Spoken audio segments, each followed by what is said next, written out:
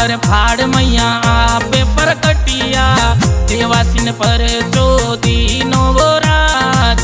जय बोलो सती मात की। हिंदू मुस्लिम ने पर चोदी नो ओडियारो कलंक जड़ायो मां। जय बोलो सती मात की। जेठ महीने करी रे थापना मेड़ो जोरे भरायो मां। जय बोलो सती मात की। भाकर माते ऊंचा रे विराजा धजा भरू के असेमान मारी मां। जय बोलो सती मात की। सालोड़ी री सती माता भगतारा प्रतिपाल मारी मां। जय बोलो सती मात की। जय बोलो सती मात की।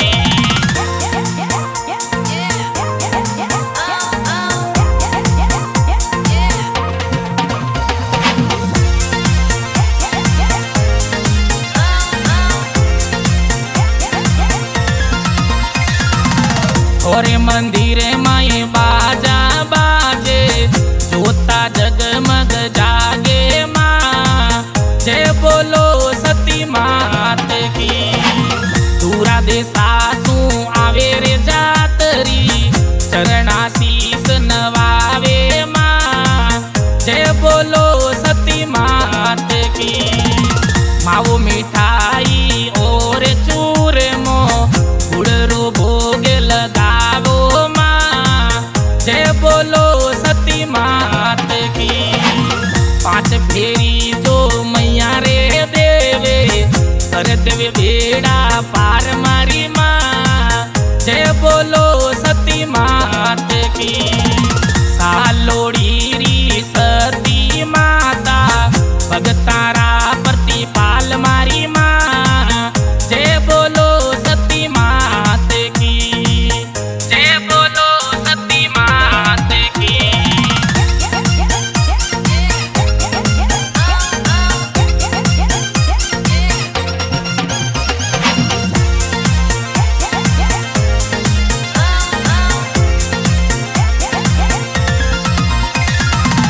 निर्धनिया ने री जगदीनी काली गाड़ी दिलाई मां। जय बोलो सती मात की। लूला लंगड़ा और पांगड़ा पांजोरी गोद भराई मां। जय बोलो सती मात की। आंदा ने मैया आख्या दिलाई ओड्यारा कलंके जाड़िया वो मां। जय बोलो सती मात की। रोता भी लगता भगत आवे हंसता ही ए जावे मां। जय बोलो सती मात की। सालोड़ी री सती माता भगतारा प्रतिपाल मारी मां। जय बोलो सती मात की। जय बोलो सती मात की।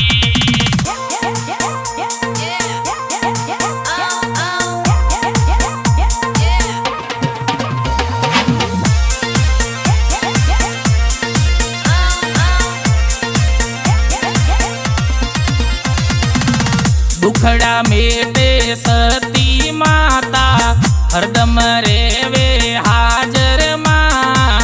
जय बोलो सती मात की। भगत थारी मैया करे रे सेवना रमता खिलता आवे मां। जय बोलो सती मात की। गरीबा ने सेठ बनाया अब की बारी मारी मां। जय बोलो सती मात की। गुरुदेव रो आशीर्वाद कईजे कर्ण प्रजापति गावे मां। जय बोलो सती मात की। गुरुदेव रो आशीर्वाद कईजे कर्ण प्रजापति गावे मां। जय बोलो सती मात की।